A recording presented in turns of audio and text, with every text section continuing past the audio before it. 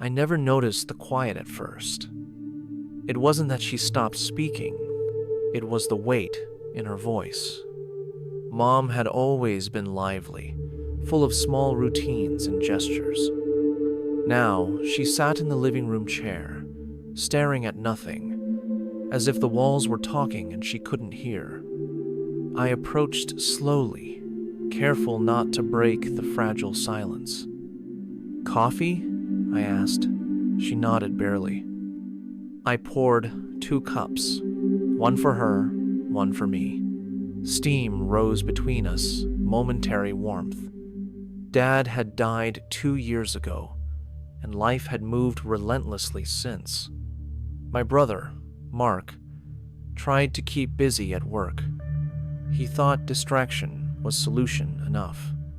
But I could see it in her eyes, the heaviness, the tension. I had moved back temporarily to help, though I had a career that required attention. Each morning, I watched her as she shuffled through the apartment. The simplest things seemed enormous. Laundry baskets, cooking, bills. She rarely asked for help. Pride, stubbornness, or sheer exhaustion, I couldn't tell. Some nights, she cried quietly in the bedroom, the sound muffled against pillows. Mark heard it once. He walked past without comment. I sat beside her that night. "I'm here," I whispered. No further explanation seemed possible or necessary. We drank tea in silence. Her hands trembled slightly. I felt the pulse of her sadness. Some days, she slept most of the afternoon. Some nights, she paced, talking to herself. I learned the patterns. The early morning fog, the late night anxiety. One afternoon, the neighbor, Mrs. Keller, stopped by with muffins. "Don't try to cheer her up," she said softly. "Just be there." Those words settled over me like permission. I carried them with me into every encounter. Our conversations were sparse, careful, small questions, small answers. I learned to listen without expectation, to sit without needing change. Mark occasionally expressed frustration. "She's not trying," he said. I didn't argue. He saw the surface. I saw the currents underneath. Her world had constricted. Walls built themselves inward. I tiptoed, emotionally, learning to navigate corridors of her mind. One morning, I found a notebook under the sofa, pages filled with her handwriting. Lists of worries, names, events, gratitude noted alongside despair. The juxtaposition startled me. She could still notice small joys even in sadness. I sat beside her that evening, the notebook on my lap. "You write every day," I said. Her eyes glistened with recognition. "Sometimes it helps," she murmured. "No more, no less." That night, we ate dinner quietly. She used the fork like a tool, methodical. I realized that routine was her lifeline. The small motions kept her anchored. I didn't offer advice. I didn't attempt cheerfulness. I only kept her company. And that, I decided, might be enough for today. We didn't speak again until the next morning.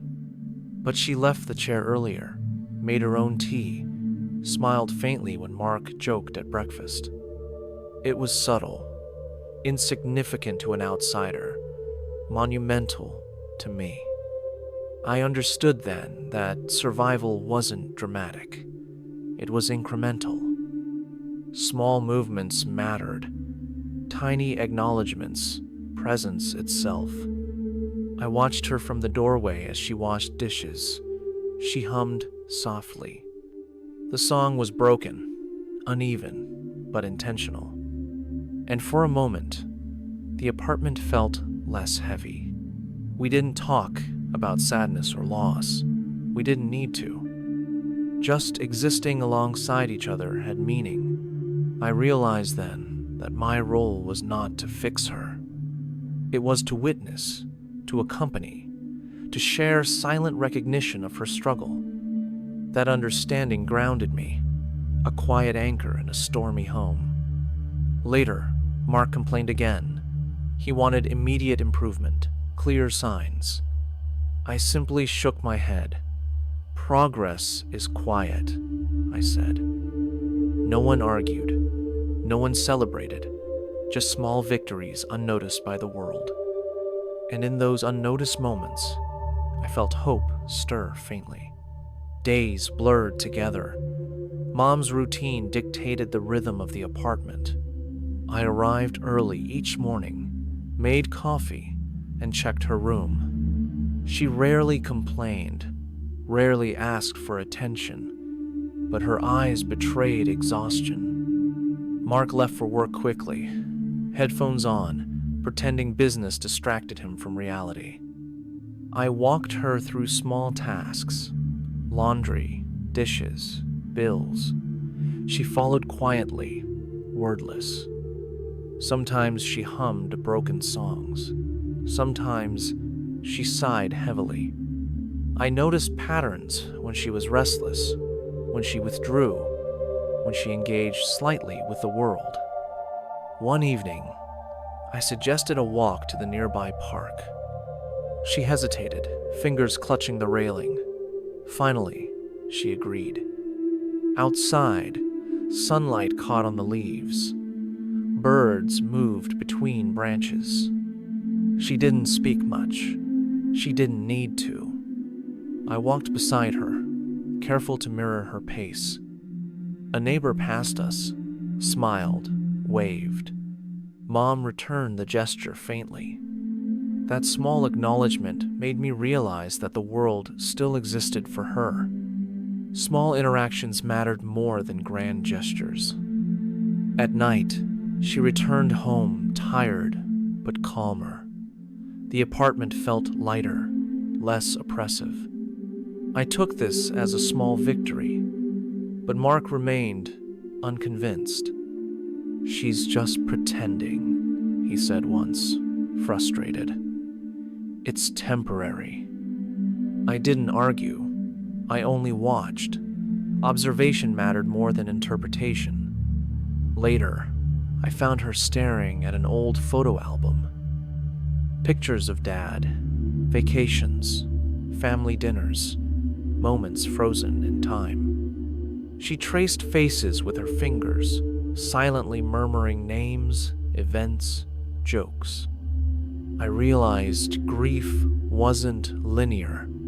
It came in waves, unpredictable, silent, persistent. I sat on the couch nearby, pretending to read a book. She glanced up occasionally, a faint smile breaking through. It wasn't happiness, exactly, but it was recognition, connection. That evening, I prepared dinner while she rested. She joined briefly, stirring a pot, humming slightly. "I remember Dad making this," she said quietly. "No longing, no bitterness." I nodded. "He'd be proud you remembered." She smiled faintly, a fragile, tentative expression. We ate together silently, no conversation necessary. I realized then that shared space was sometimes more valuable than words. One night, I found her standing by the window, staring into the dark city. "I can't sleep," she whispered. I sat beside her. "You're not alone," I said softly. She nodded.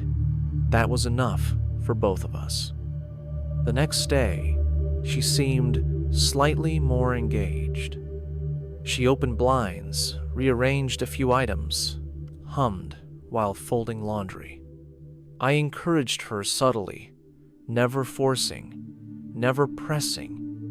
We spoke briefly about Dad, the past, the neighborhood.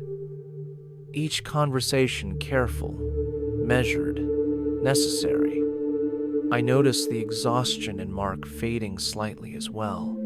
He began helping without words, carrying groceries, fixing the sink quietly. Our small household rhythm began to stabilize, fragile but present. One afternoon, I suggested she meet Mrs. Keller again for tea. Mom hesitated. "I don't want to bother her," she said. "You won't," I replied. "She wants to see you." The visit went smoothly, laughter faint but real. She returned home lighter, carrying a small gift from Mrs. Keller. It felt like a turning point, minor, insignificant in the world's eyes, monumental to us. I watched my mother slowly, carefully, re-enter her own life. A small smile lingered longer than the day before. For the first time in weeks, the apartment felt truly inhabited. It was fragile, tentative, yet undeniably present. I realized healing was not linear. It required patience, subtle guidance, and time. Not rescue, not force, just attention. I began keeping a small journal, noting small improvements and setbacks. Every observation mattered. Every silent victory was recorded. I shared it sparingly with Mark. He shrugged sometimes, nodded others. Our shared attention created a delicate triangle of care, quiet but steady. Mom began to speak occasionally, asking small questions about my life. I answered patiently, no lectures, no insistence. Her engagement grew slowly, like sunlight through clouds. I realized hope was not dramatic. It was incremental, fragile, yet persistent. Weeks passed, and small victories accumulated quietly, almost imperceptibly. Mom began organizing old photographs, laughing faintly at forgotten hairstyles. Mark watched silently, offering subtle help when needed. I noticed she lingered longer in the kitchen, humming while preparing tea. One evening, she invited me to sit with her on the balcony. City lights shimmered in the dusk, distant and familiar. "I miss Dad," she said softly, voice nearly breaking. "I know," I replied, taking her hand carefully. She squeezed it briefly, returning her gaze to the horizon. "I feel guilty for moving on," she continued, almost whispering. I shook my head. "You don't owe anyone how you grieve." She nodded, tracing the railing absent-mindedly, lost in thought. The apartment felt peaceful, yet tension lingered subtle, underlying. Mark joined us briefly, bringing cups of tea, nodding silently. Small gestures carried more weight than long conversations now. I realized our family functioned best without overt words. One day, I found Mom staring at the ceiling, distant, quiet. "Are you okay?" I asked softly. She shook her head. "Just remembering," she said. I sat beside her, offering presence rather than advice. That evening, we all cooked dinner together, laughter small but genuine. Mark added a pinch of spice, Mom adjusted seasoning, I stirred. The shared effort created a rhythm older than words. Later, I found her writing in a small notebook, thoughts fragmented but honest. She smiled faintly when I glanced at her. "I'm trying," she admitted softly, almost to herself. I didn't respond immediately. I only watched her sincerity. Days later, she asked to visit Mrs. Keller again. This time, she spoke more freely, sharing memories and laughs. Her presence lingered after returning home, subtle but undeniable. Mark and I exchanged quiet glances, acknowledging progress without speaking. One morning, she suggested we clean out the living room together. Memories surfaced: Dad's old books, scattered papers, photographs yellowing with age. She handled each item carefully, pausing to recall stories aloud. Mark listened quietly, occasionally commenting, mostly observing. I guided when asked, refraining from controlling or correcting. The apartment began to feel like a home again, tentative but stable. One night, she prepared tea and sat with me in the living room. "I feel lighter today," she said softly. I smiled. "I notice it too," I replied honestly. The words lingered between us, unforced but meaningful. Progress was subtle, yet it felt monumental after weeks of tension. Mom began asking about my day, Mark's plans, trivial matters once ignored. I realized she was reclaiming her voice in small, careful steps. We began sharing stories of Dad, his habits, jokes, subtle lessons. Each memory evoked smiles, some laughter, some quiet reflection. I noticed her sleep improved, waking with less fatigue and dread. Even minor achievements felt like victories, cumulatively significant. I resisted measuring success with timelines or expectations. Healing was uneven, but tangible, like light creeping across a room. One evening, a storm rolled through the city, lightning briefly illuminating rooms. Mom watched the rain, silent. Mark sat nearby, headphones forgotten. I joined them, appreciating the shared quiet comfort in presence alone. Later, she asked about therapy, tentatively, unsure of my reaction. "I think it could help," I said gently. She nodded. "Maybe," she replied, leaving the word open-ended. The next days, small routines continued.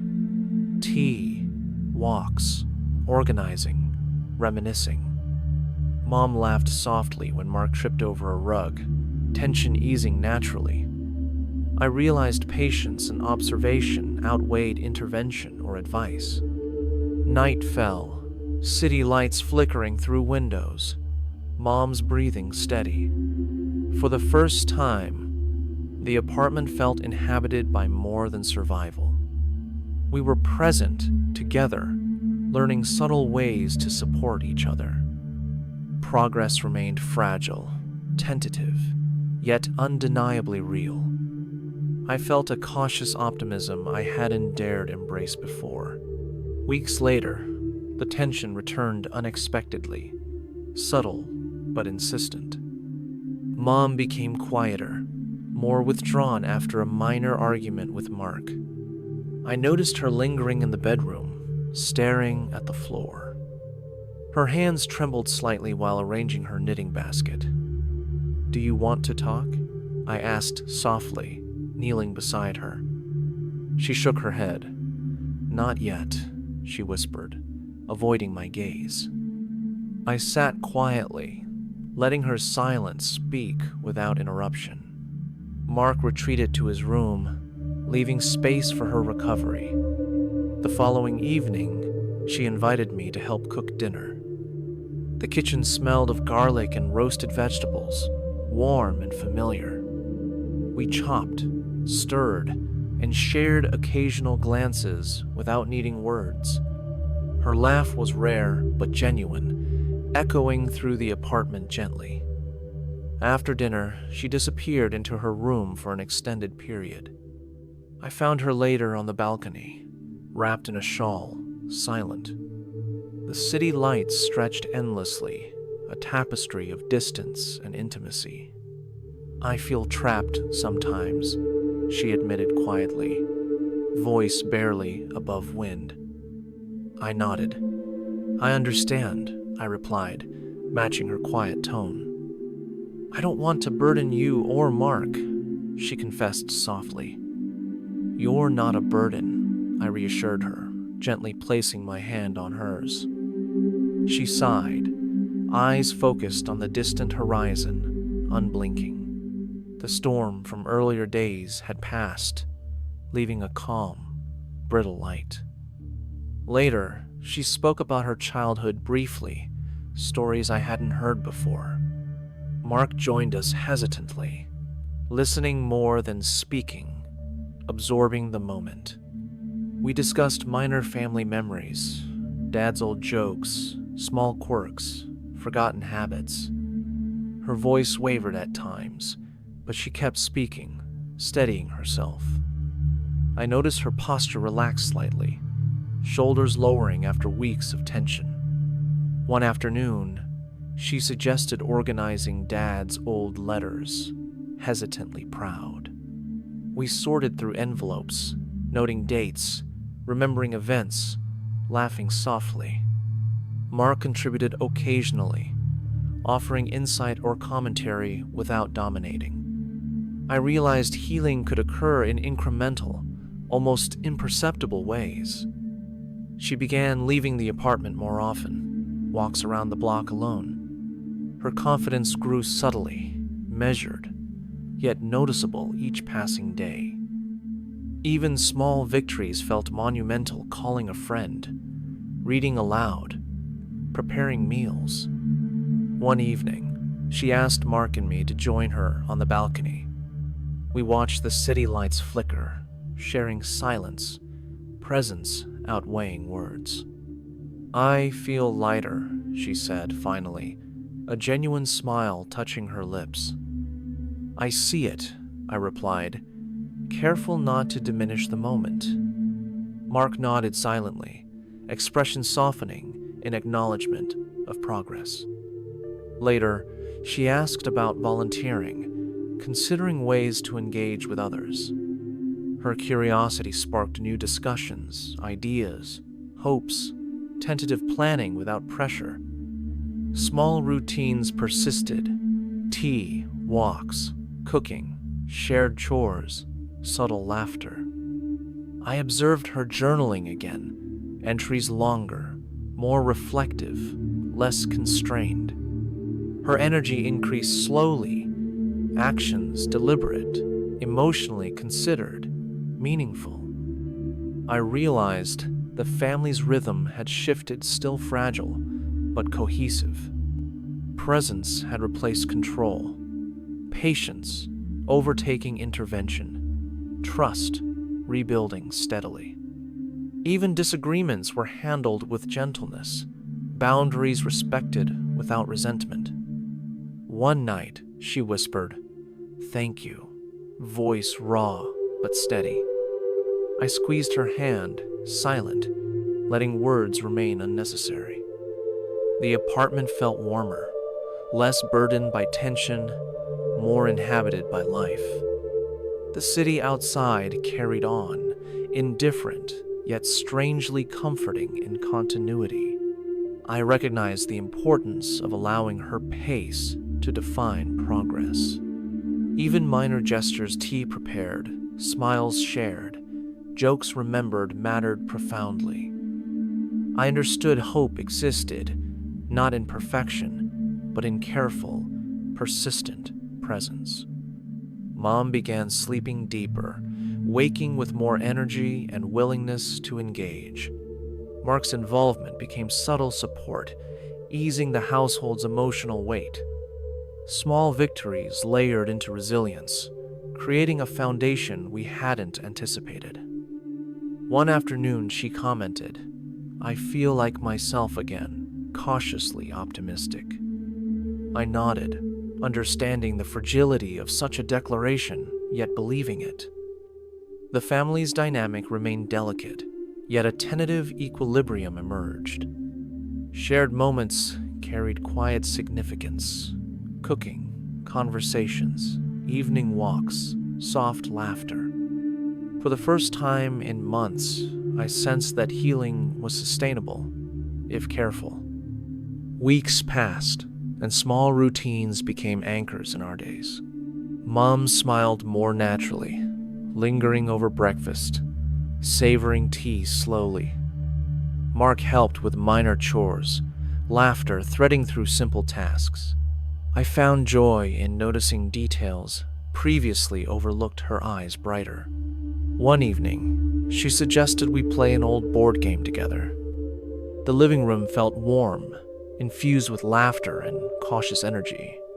Her voice was steady, reflective, carrying confidence that had been absent. Mark and I cheered her small victories, genuine pride in our tones. I realized emotional recovery was gradual, never instantaneous or predictable.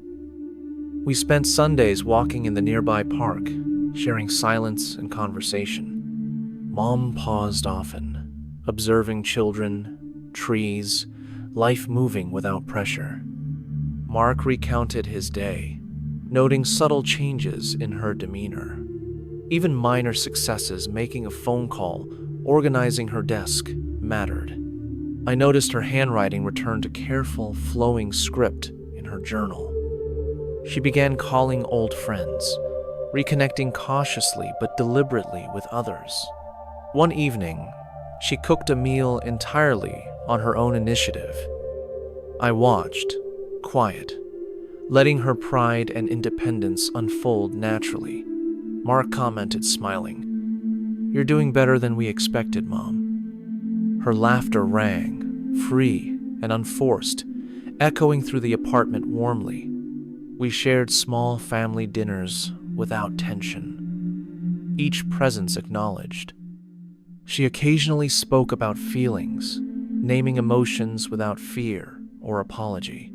I observed her quietly, feeling grateful for her trust and effort. Mom asked for advice about minor life decisions, seeking guidance, not control. I listened carefully, offering measured input, allowing her agency to prevail. Mark respected her space, stepping back when necessary, present but unobtrusive. Her days became layered with activity: reading, cooking, walking, gentle conversations.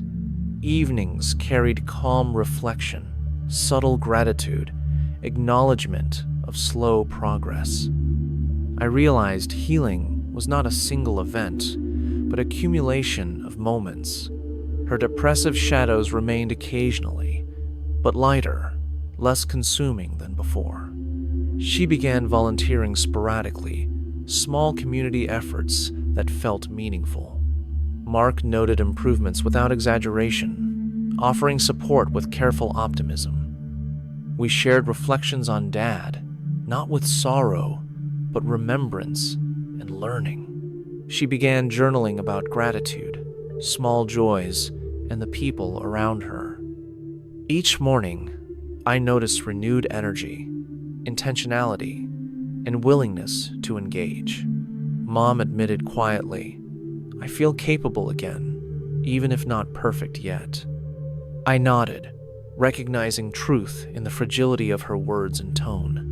Mark smiled softly, acknowledging progress without pressuring future expectations. We spent a quiet afternoon, clearing the balcony together, arranging plants. The city hummed outside, indifferent, yet comforting in its continuity and rhythm. Mom's presence felt tangible, deliberate, a measured but sincere engagement with life. Mark joined a local class, expanding his own experiences, inspired by her courage. I realized our family had shifted subtle equilibrium, not perfection, but functional. Her laughter, thoughtfulness, and small achievements created a web of trust again. One night, alone on the balcony, I whispered softly, "Thank you, Mom." She heard me and smiled. A moment of shared acknowledgement, quietly powerful. The apartment, once heavy with tension, now held life, hope, and patience. We weren't fully healed. Some shadows remained, but light was steadily returning. Small gestures carried, meaning tea prepared, smiles exchanged, conversation unforced. I understood presence mattered more than control, patience more than intervention. Mom's slow recovery reminded me that love could endure strain and silence. Mark and I continued supporting, careful not to overstep, offering trust and space. Life unfolded incrementally, subtly, yet profoundly. Every choice mattered, every action meaningful. Even minor celebrations felt monumental: shared meals, laughter, unhurried walks. The future remained uncertain, but hope persisted, layered in everyday acts. Mom whispered one night, "I feel lighter today, truly lighter." I held her hand briefly, saying nothing present said enough for now. Mark nodded quietly, acknowledgement passing without need for words or approval. We realized healing wasn't a destination, but a practice of attention and care. Months later, the apartment resonated with warmth, life, and cautious optimism. The city continued outside, indifferent, patient, but inside, we found rhythm again. I watched Mom sleep, peaceful for once, and felt relief wash quietly. Mark left a note thanking her for guidance and patience, a small ritual. Evenings carried calm, laughter, and subtle reflections of past struggles overcome. Mom's voice became steady, measured, confident in her own thoughts and decisions. I noticed the apartment smell of tea, books, and faint perfume comforting. Mark joined her in planning small projects, reinforcing independence and trust. Each moment reinforced hope, presence, and the importance of patience in healing. I whispered once more into the quiet night, "Thank you for this second chance." Mom smiled in her sleep, unaware, yet I knew she heard me somehow. Life remained imperfect, uncertain, but it was ours, fragile, yet worth attention. We weren't fully healed, but we were moving forward, together, intentionally.